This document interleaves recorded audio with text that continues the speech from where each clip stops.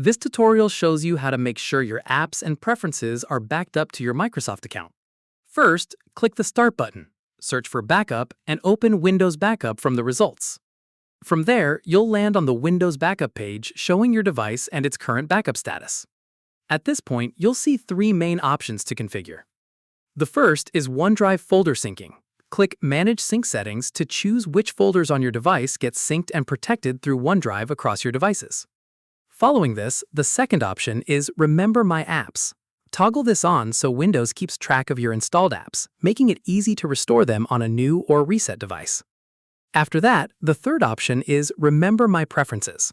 Toggle this on to back up your settings and preferences so they carry over automatically across Microsoft experiences. From here, once everything is toggled on, your backup will run automatically in the background and stay up to date without you having to do anything manually. Finally, you can check the status at the top of the page at any time. It will show you the date of your last successful backup, so you always know everything is covered. That's how you enable Windows Backup in Windows 11. If this helped, give it a like, subscribe for more tutorials, and tap the bell so you never miss an upload. See you then.